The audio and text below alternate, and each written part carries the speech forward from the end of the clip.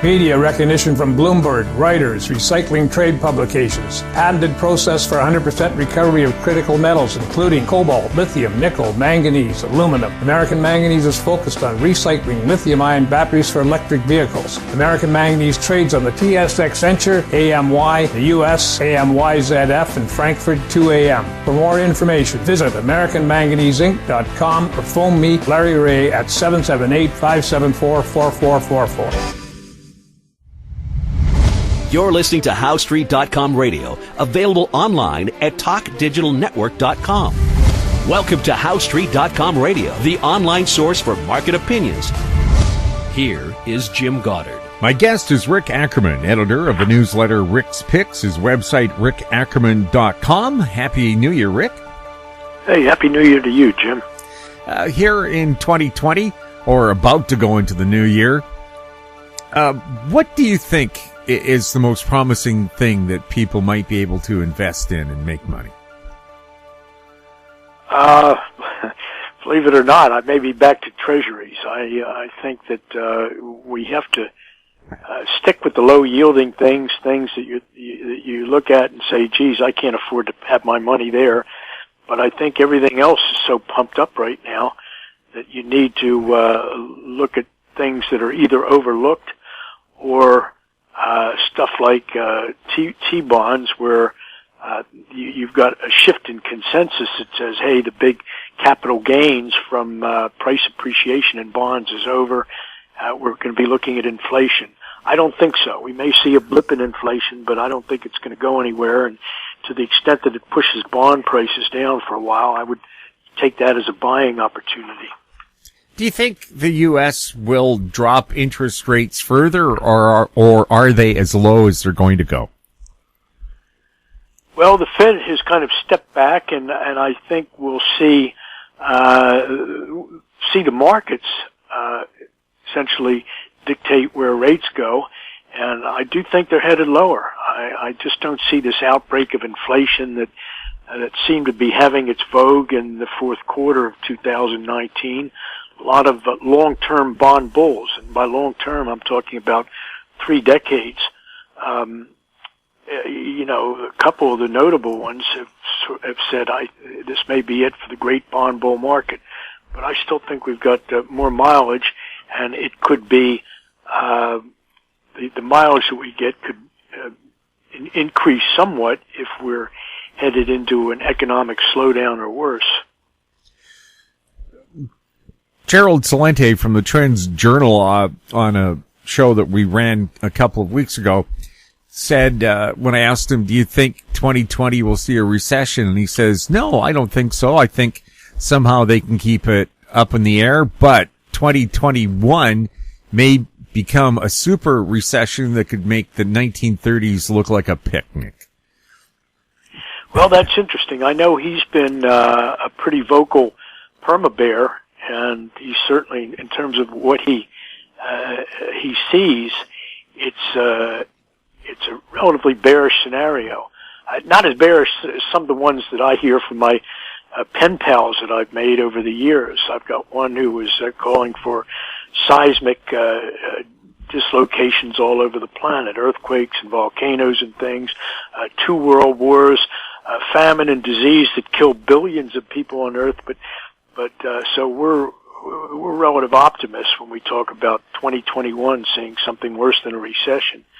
I don't know. I think the timing, all of us in the doomsday camp know that the problems are inevitable, and we've talked before about some of the things that just can't be monetized or papered over, such as the coming pension bust in the U.S. It's going to happen, I think, initially to states like Illinois and possibly New Jersey, but it's just going to spread, and that's all deflationary. But as far as when those things happen, probably the single most important factor for keeping them at bay is the stock market. And of course, the stock market just does these nutty things. We know that the stock market doesn't move higher for reasons of earnings or anything that you can look at rationally. It's just nutty. So in that respect, the bear market could begin at any time. And I think that when it does, that's going to put all of these things that seem to be manageable, and in Gerald Salente's view of things, manageable for at least another year. You really don't know. If the stock market started heading down tomorrow, for whatever reason, it would bring this economic boom or these boom times to a very quick end. So I wouldn't go out to 2021. I think that everything could start to unravel as early as tomorrow morning. But yes, the bull market, for all I know, could go another year. Is there such a high degree of manipulation in the U.S. stock markets that people have that kind of confidence in it?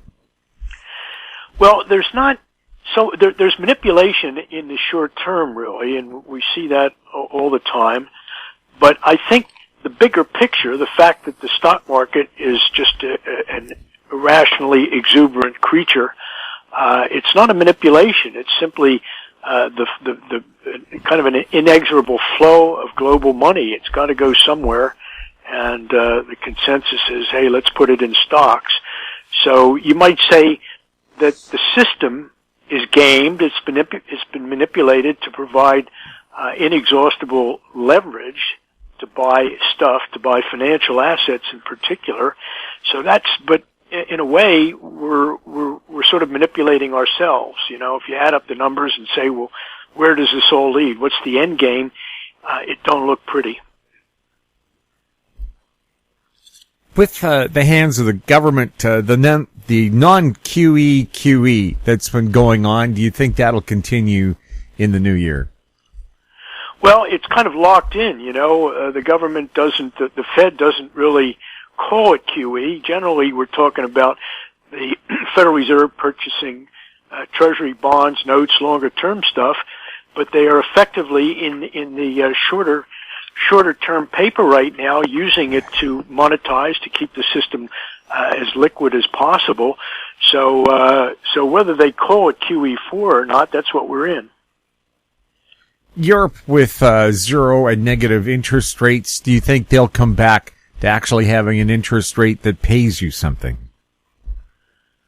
Not until deflation runs its course in Europe, which means effectively there's going to be a lot of bankruptcies, a lot of zeros that are carried on the books right now are going to be lopped off the asset side, and that will be the only way to discharge liabilities. Europe isn't as deeply as hawk as the U.S. because collectively they're not as consumer obsessed as we are. You know, monetization goes instantly into consumption here, but Europeans are generally more frugal, and they have put a lot of their social welfare systems on kind of a pay-as-you-go basis, even though you get behind. You could take Britain's medical system, for one. It looked good 10 years ago. It keeps looking less good simply because they had a fantastic medical system 30, 40 years ago, and they've been living off the fatted calf. So underinvesting, depleting capital.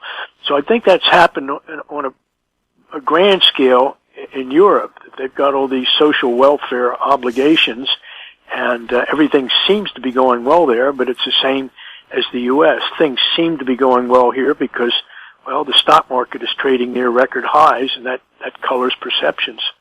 We'll have more with Rick Ackerman right after this. Ackerman Resources Limited is a gold exploration company with significant projects in British Columbia and the Yukon, trading on the TSX Venture Exchange, symbol ABN, and the OTCQB, symbol ABNAF. Surrounded by world-class gold deposits and mines, Ackerman's 23,000 hectares Forest Kerr Gold Project is located in the heart of the Golden Triangle in northwestern BC. For more information, visit us at ackermanresources.com. Engineer Gold Mines is focused on the exploration and development of the historic high-grade Engineer Gold Mine situated 32 kilometers southwest of Atlin, British Columbia. Engineer Gold Mines is fully permitted for surface and underground exploration with the 2019 drill program now underway. Engineer Gold Mines Limited trades on the TSX Venture Exchange, symbol EAU. For more information, please visit us at engineergoldmines.com. Welcome back. We're speaking with Rick Ackerman. Rick, looking back at 2019, what were some of the big disappointments for you there? For the disappointments for the U.S.? Yes, economically. We didn't have a very disappointing year. Yeah. You know, I not to be too political, but pretty much Trump delivered on most of what he promised. And it's, of course, more than a little interesting that he did it in a way that that goes against the grain of classical economics. Here we are in a tariff war that seems to have borne results that were certainly not catastrophic. The market has gone higher and higher in the face of something that is still blamed for creating the great crash in the 1930s depression. The Smoot-Hawley tariff bill changed the picture of global trade. Well, Trump has done it, but so far without producing a disaster. And I think the disaster that's coming won't come from a decrease in trade flows. It's going to come from essentially aggregate levels of debt that affect the whole planet or affect the global financial system.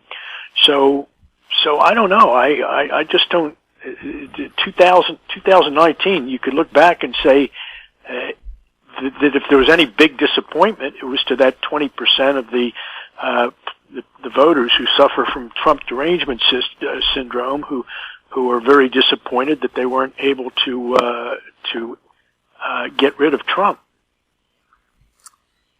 Marijuana stocks really did take a dive in 2019. Do you think people thought, how can you lose money selling drugs? Well, we've talked about that before, and you know, there are so many drug stocks out there, and depending on how loud they toot their horn, some of them that are publicly traded get more attention than others. But the future for these companies, whatever they're doing, is so uncertain. Number one, because of all the competition, but number two, because of the rules, which are still not definitive as far as what you can sell, where you can sell it, and for what purposes. So you've got kind of a flourishing marijuana underground there, but the above ground right now is just it's a huge surplus of hemp. All the growers jumped in, and there's a little bit too much marijuana entrepreneurialism chasing too few defined, completely legal opportunities now. So it's no surprise that the early adopters there of marijuana stocks got burned. We'll have more with Rick Ackerman right after this. Cypress Development Corp is developing a world-class lithium resource in the heart of Clayton Valley, Nevada. The size of the resource makes the Clayton Valley project a premier asset with the potential to impact the future of lithium supply. Cypress Development Corp trades on the TSX Venture Exchange, symbol CYP, the OTCQB, symbol CYDVF, and on Frankfurt, symbol C1Z1. For more information, please visit our website, cypressdevelopmentcorp.com. Don't miss out. Stay informed. Receive the HowStreet.com weekly recap with thought-provoking podcasts, radio, and articles delivered to your inbox. Sign up for the HowStreet.com weekly recap on our homepage at HowStreet.com. Welcome back. We're speaking with Rick Ackerman. If you had to say what sector held the market up the highest over 2019, what would it be? Well, you had strength rotated through various sectors. You had healthcare. Initially, you had energy, but of course, the fracking business is starting to be a drag on energy. But healthcare is always there. Big pharma, tech stocks. Manufacturing has had a relatively weak year, and that's not going to improve over the foreseeable future, especially with capital investment levels decreased as a fallout from the tariff war. So we've had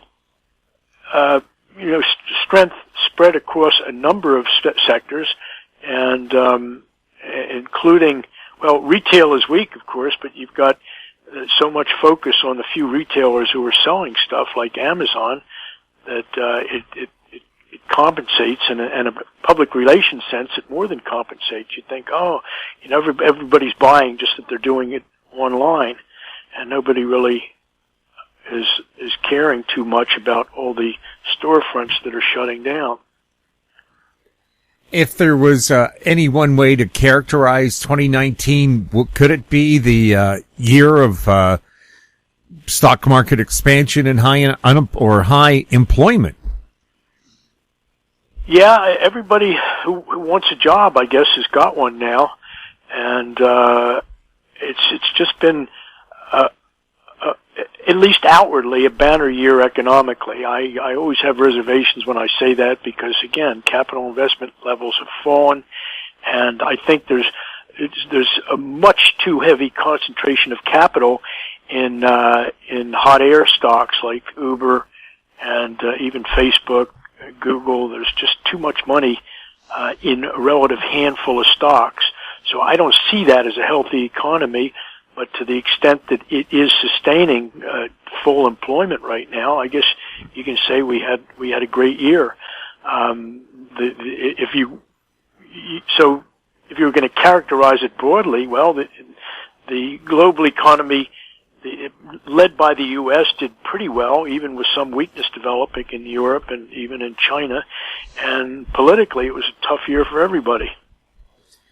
Do you think we've let politics interfere in our financial and personal lives too much? Not at all. I mean, I don't think that whatever's going on there in the political world has affected our lives too much. We still eat dinner at 6:00, and we still invest in the stock market, and it's just. And whatever uncertainties we had about a possible Trump impeachment and can this country accomplish anything with being politically tied in knots, well, we've had it demonstrated very conclusively that we're better off really when Capitol Hill is tied in knots. They don't do anything anyway, at least, and what they do is just destructive to the economy. So, Trump at the margin has reduced the regulatory state somewhat, and I think he's done some good things. I don't put what he calls tax reform in that category. To me, it was just a lot of funny money that got repatriated to the U.S. and companies wound up buying back their own shares. So it's all smoke and mirrors. It's all a lot of BS, but